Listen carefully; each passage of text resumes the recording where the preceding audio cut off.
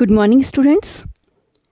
आज हम पढ़ रहे हैं क्लास 12th का चैप्टर नंबर 9 एसक्यूएल। एसक्यूएल की फुल फॉर्म होती है स्ट्रक्चर्ड क्वेरी लैंग्वेज। यहाँ हम सबसे पहले डीडीएल कमांड्स के बारे में पढ़ेंगे।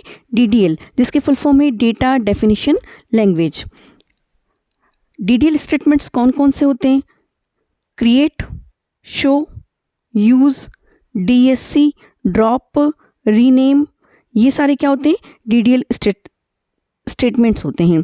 इसके अलावा अल्टर टेबल भी एक डीडीएल स्टेटमेंट है। अब हम देखते हैं कि किस तरह से ये क्रिएट कमांड यहाँ एसक्यूएल में वर्क करता है। क्रिएट कमांड का यूज़ क्या है? तो क्रिएट कमांड क्या करता है? किसी भी डेटाबेस को क्रिएट करने के लिए it is use to create database. किसी भी डेटाबेस को क्रिएट करने के लिए हम क्या यूज़ में लेते हैं?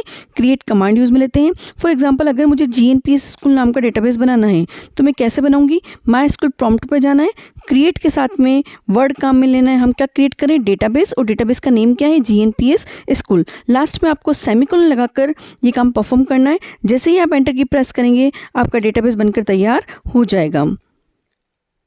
इस तरीके से अब हमें देखना है कि हमारा डेटाबेस बना है या नहीं बना है, सिस्टम के ऊपर माई स्कूल सर्वर पर आया है या नहीं आया है। तो आप यूज़ में लेंगे शो कमांड, शो डेटाबेसेस। जैसे ही आप शो डेटाबेसेस कमांड काम में लेंगे, सारे जितने भी माई स्कूल सर्वर पर जितने भी डेटाबेस बने होंगे उन सब की लिस्ट क्या होगी? आपके सामने स्क्रीन पर शो हो जाएगी, जहाँ पर आपको आपका डेटाबेस भी दिखेगा जीएनपीएस स्कूल नाम से बना हुआ है।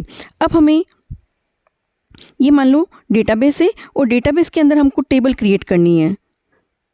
हमारे डेटाबेस का नाम है जीएनपीएस स्कूल और जीएनपीएस स्कूल के अंदर हमें एक टेबल क्रिएट करनी है जो रिलेटेड है स्टूडेंट्स से। तो हम किस तरह से काम करेंगे? पहले हमें उस डेटाबेस के अंदर जाना पड़ेगा, उस डेटाबेस को सेलेक्ट करना पड़ेगा, तब जाके हम उसके अंदर टेबल को क्रिएट कर सकते हैं। तो डेटाबेस में जाने के लिए कौन सा कमांड होता है? Use command. यूज़ कमांड करके हम क्या लिखेंगे? जीएनपीएस स्कूल। इस तरह से जैसे ही हम लिखेंगे तो हमारा डेटाबेस चेंज हो जाएगा, हम इस डेटाबेस के अंदर एंटर हो जाएंगे। अब यहाँ पर हम अपनी टेबल क्रिएट करेंगे। यहाँ जो मैं टेबल क्रिएट कर रही हूँ वो टेबल है स्टूडेंट टेबल। तो किस तरह से आप इसको क्रिएट करेंगे? आप कमांड लगाएंगे क्रिएट टेबल कमांड। कौन सा कमांड लगाना है आपको? Create table command. स्टूडेंट नाम की टेबल बना रही हो जिसमें कितने फील्ड है आपके पास में? एक फील्ड है roll number, as name, as date of birth, GUID यानी गार्जियन का आईडी। तो रोल नंबर जो होता है हमेशा इस तरह से लिखते हैं आप 101, 102। तो ये होता है INT में, इंटीजर टाइप का होता है। पॉइंट में, डेसिमल पॉइंट में कभी भी रोल नंबर डिस्प्ले नहीं होता है। तो एक तो हमने इसकी डेटा टाइप ले ली INT, और अगर हमें 3 डिजिट तक के रोल नंबर लेने हैं तो हमने इसकी साइज़ डिफाइन कर दी 3। नेक्स्ट हमें क्या बनाना है? इसको प्राइमरी की मतलब रोल नंबर जो है कभी भी रिपीट नहीं होता है। हर स्टूडेंट्स का रोल नंबर क्या होता है? यूनिक होता है। तो हम इसको बनाएंगे प्राइमरी की, ताकि हम इसे किसी और टेबल के साथ में रिलेट कर पाएँ। और ये किसी भी बच्चे का रोल नंबर जो है, किसी भी स्टूडेंट का रोल नंबर कभी भी खाली नहीं होता है। तो हम जो कांस्टेंट काम में ले रहे हैं वो कांस्टेंट है यहाँ पर नॉट नल कांस्टेंट। कौन सा कांस्टेंट है? Not null constant.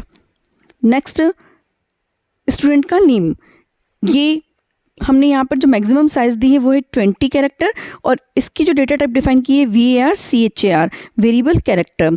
नेक्स्ट है स्टूडेंट की डेट ऑफ बर्थ फील्ड है, और डेट जो है कभी भी, डेट ऑफ बर्थ कभी भी खाली नहीं होती, तो हमने कांस्टेंट दिया है यहाँ पर नॉट नल। गार्जियन का आधार कार्ड नंबर, अब जैसे गार्जियन का आधार ID नंबर जो है वो इस तरह से D01, तो यहाँ पर कैरेक्टर भी है और डिजिट भी है। तो आप क्या करेंगे? इसकी INT अगर डेटा टाइप लेंगे तो ये वैलिड नहीं हो पाएगा, इस तरह से हम एंट्री नहीं कर पाएंगे। तो आपको डेटा टाइप कौन सी लेनी है? कैरेक्टर डेटा टाइप को आपको लेना है, और मैक्सिमम विड्थ मैंने यहाँ में 12 दी है। आप चाहे तो यहाँ पे 1, 2, 3, 1, 2 एंड 3 इस तरह से 3 विड्थ भी दे सकते हैं।